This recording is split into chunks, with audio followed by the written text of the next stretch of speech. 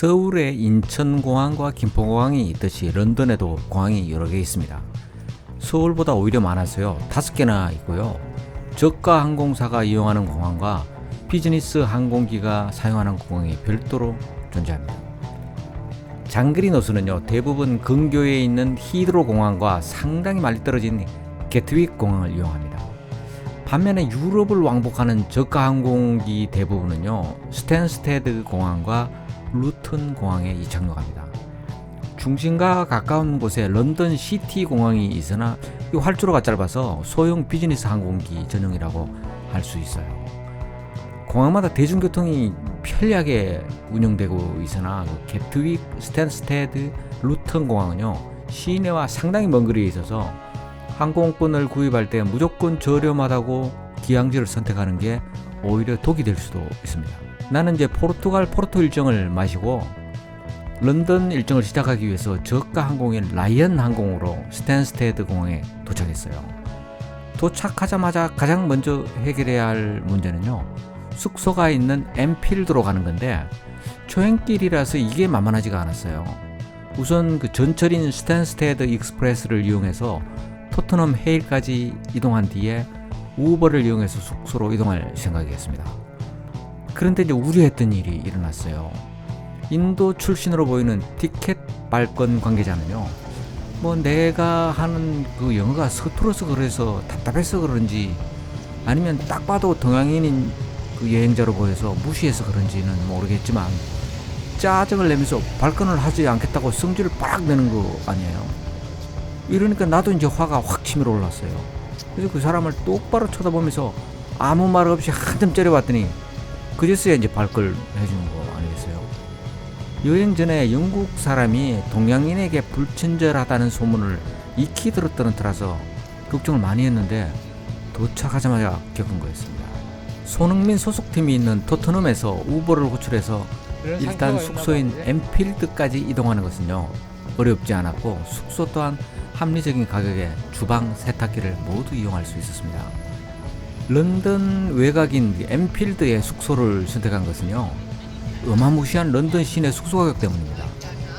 중심가인 소거리를 중심으로 침실 2개에 주방이 있는 숙소는요, 하루에 60에서 80만원 정도입니다.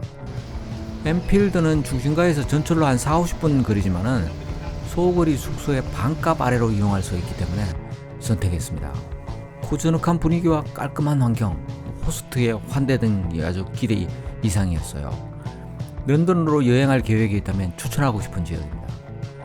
런던 여행에 꼭 필요한 교통 문제를 해결하려면 버스, 트램, 지하철과 지상철을 모두 탈 수 있는 오이스트 카드를 구입해야 됩니다. 이게 필수품이에요. 보증금 7파운드에 발급받아서 충전 후 사용할 수 있고요.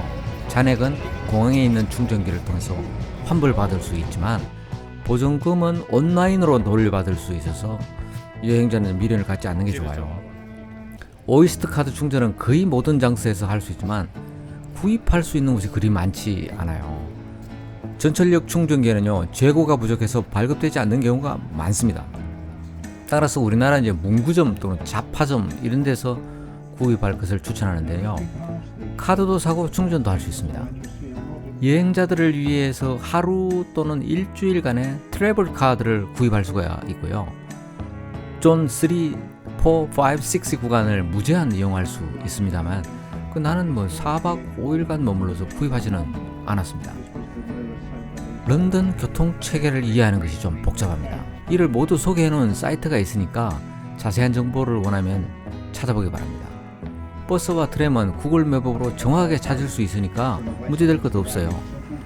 지하철을 의미하는 튜브, 지상철인 오버그란드의 경우 라인별로 운영하는 회사가 15개 이상 돼서 많이 헷갈립니다. 원활한 여행을 위해서 사전에 목적지를 미리 찾은 후에 여행을 시작하는 게 좋을 듯합니다. 그리고 이 대중교통 요금이 아주 비쌉니다. 전철의 경우 주요 관광지가 모여있는 존 1으로부터 확장된 지역인 존 2가 있고요, 외곽으로 3, 4, 5, 6까지 구분해놨어요. 중심가인 존 1, 2, 3의 경우 1회 탑승해요. 2.7에서 3.7파운드, 우리 돈 4,400원에서 6,000원 정도인데요. 출퇴근 시간인 피크타임하고 그 외 시간의 요금이 다릅니다. 탑승 횟수와 상관없이 존 1에서 존 1 지역을 하루 종일 아무리 타도 8.1파운드 13,000원 정도만 나오고요. 먼 구간인 1에서 5 구간의 경우에는 13.9파운드 하나로 2.3만원의 상한 금액이 결정되어 있었어요. 아무리 많이 타도 그보다 더 결제되지는 않는 마법을 경험할 수 있습니다. 내가 잡은 숙소는요, 존 5에 해당돼서 피크타임에 존 1으로 이동하려면 1회 탑승에 5.6파운드 9,100원의 요금을 내야 했습니다. 그래도 교통체증이 심한 버스보다 편리하고요, 비싸기로 소문난 런던 택시보다 합리적인 선택입니다. 요즘은 오이스터 카드 없이 여행자들 사이에 폭발적 인기를 끌고 있는 트래블 월렛을 사용하면 똑같이 이용할 수 있으니까 이거 이용하는 것도 괜찮을 것 같아요. 런던 여행은 무료로 입장할 수 있는 대형 박물관부터 시작했습니다. 무료이기는 하지만요, 공식 사이트에 예약한 뒤에 예약을 확인할 수 있는 증명을 제시해야만 입장할 수 있습니다. 10시에서 19시까지 입장 시간을 선택할 수 있고요. 좋은 시간대는 입장 예약을 빨리 할수록 유리해요. 예약이 만료되는 경우가 굉장히 많습니다. 대형 박물관의 소장품은 약 한 800만 건 정도, 세계 최대 규모고요. 2022년 연중 400만 명이 입장해서 루브르 바티칸 박물관에 이어서 세 번째로 많은 사람이 찾은 곳입니다. 대형 박물관은 전 세계의 유물을 소장한 곳으로 유명한데요. 인상적인 것은 여타 유명세가 있는 박물관에서도 보기 힘든 유물이 많다는 거죠. 가장 먼저 눈에 띈 것이 호아 하카나나이아인데요. 칠레로부터 서쪽 3,900km 떨어진 태평양 상에 떠 있는 이스터 섬에 있는 모아이 석상인데요. 이 조각상입니다. 1868년 이스터 섬에서 가져온 것으로 규모가 작기는 하지만 전형적인 모아이 조각상의 특징을 가지고 있어요. 제주도 도라르방하고 많이 닮아 보입니다. 보기 힘든 멕시코 아즈텍 중물도 있습니다. 먼저 머리가 둘 달린 뱀과 청록색 모자이크 마스크입니다. 그 외에 북미 인디언의 흔적을 비롯해서 수많은 아메리카 유적을 볼 수 있습니다. 가장 관심을 끄는 유물은요, 이집트에서 가져온 것들로요, 작년에 내가 다녀온 이집트 여행에서도 볼 수 없었던 것들입니다. 먼저 서양 문명의 뿌리로 여겨지는 이집트 문명을 해석하게 만들어준 로제타석입니다. 로제타석은 높이 114cm, 넓이 72cm, 두께 28cm의 검은 현모암입니다. 로제타석에는요, 이집트 프톨레마이오스 5세인 에피파네스 통치 기간인 기원전 196년에 발표된 법령이 새겨져 있습니다. 그리스어를 비롯해서 고대 이집트 문자 중 기원전 7세기부터 사용했던 일상 문자인 민중 문자와 기원전 3300년부터 기념비적인 비문, 종교 시설과 사원에 세워놓은 상형 문자가 새겨져 있습니다. 똑같은 법령을 각각의 문자로 기록해 놓았습니다. 같은 내용이기에 그리스를 참고하면 이집트 대중문자와 상령 문자를 유추하고 해독할 수 있게 된 거죠. 이 때문에 그동안 미지의 영역으로 남아있었던 이집트 문명을 이해하는 돌파구 역할을 했습니다. 로제타석이 없었다면 지금도 고대 이집트의 비문과 문헌을 해석하지 못했을 수도 있습니다. 로제타석은요, 영국에서 발굴한 게 아니에요. 1798년 인도로 향하고 있는 영국의 무역로를 차단하고 프랑스의 영향력을 확대하기 위해서 나폴레옹은요, 오스만 제국 영토였던 이집트 원정에 나섰습니다. 프랑스군은 초기 전투를 승리로 장식하면서 나일강 하류 삼각주에 있는 로제타에서 돌에 새겨진 비물을 발견했습니다. 하지만 이 강력한 해군력을 가진 영국이 가만히 있지 않았습니다. 1798년 영국의 넬슨 제독은 나일강에서 프랑스 함대를 격파하고 1801년 알렉산드리아에서 에버크롬비 장군이 프랑스군을 격파한 뒤에 모든 유물을 차지했는데요. 그 속에 로제타석이 있었습니다. 하지만 영국은요, 로제타석에 기록된 문자를 해독할 만한 이집트 전문가가 없었어요.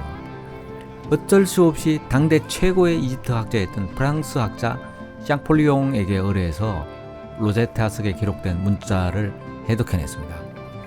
프랑스가 로제타석을 찾았으면서 패전해서 뺏겼고요. 그렇지만 해독은 프랑스가 완성했으니 이 세상 정말 요주경입니다. 내가 가장 관심을 둔 유물은요, 완벽한 상태로 보존된 사자의 스입니다. 카이로에 있는 이집트 박물에도 이처럼 완벽한 유물은 찾을 수가 없어요. 사자의 서는 죽은 자의 사후세계를 묘사한 장례 문서고요. 관이나 매장실 벽에 그려진 겁니다. 파피루스에 그려진 것도 있는데 대형 박물관에 소장된 사자의 서는 파피루스에 그려진 것입니다. 이 그림에 담긴 이야기를 한번 알아볼까요? 좌측 하단부에 죽은 사람을 인도하는 검은색 자칼머리를 가진 아누비스가 보입니다. 그리고 아누비스는요, 죽은 이의 심장 무게를 재는데 진실과 정의의 여신 마하트의 깃털보다 가벼우면 사후세계로 들어갈 수 있는 자격을 갖춘 겁니다. 만약 죄를 많이 지어서 심장이 깃털보다 무거우면요, 기다리고 있는 악어 머리를 한 아무트가 삼켜버리고 그 영혼은 구천을 헤맵니다. 이때 따오기 머리를 한 토트가 모든 과정을 기록합니다. 사후세계의 온갖 고난을 극복하면 이제 오른편에 보이는 초록색 얼굴을 가진 죽은 이의 세계를 통치하는 신 오시리스 앞으로 안내됩니다. 오시리스로부터 천국과 지옥의 최종 판정을 받아서 합격하면 깔대밭으로 묘사되는 저성세계로 들어갈 수가 있습니다. 사자의 서는 이집트인들의 사후세계를 묘사한 것으로 죽은 뒤에 반드시 외우고 있어야 할 40여 개의 주문이 기록되어 있어서 권력자의 필수 부장품으로 여겨졌습니다. 그 외에도 이집트에서는 보기 힘든 미이라 벽화가 다수 전시되어 있어요. 이집트 문명과 쌍벽을 이루었던 메소포타미아 문명도 찾을 수 있는데요. 아시리아, 지금 현재 북부 이라크에 존재했던 문명인데요. BC 883년 왕 아슈르 나시르팔 2세 왕궁 입구에 전시되어 있던 사람 머리를 한 사자를 비롯해서 사자 조각이 전시되어 있어요. 현대 주류 문명은 이집트에서 시작하여 그리스가 이어받고 이를 다시 로마에서 발전시켰으며 영국을 거쳐서 지금은 미국을 중심으로 발전하는 중이라 할 수 있습니다. 대형 박물관에는요, 문명의 시작과 발전 과정에 관한 거의 모든 시대별 유물을 보유하고 있어요. 이곳만 자세히 둘러봐도 문명의 흐름을 이해할 수 있습니다.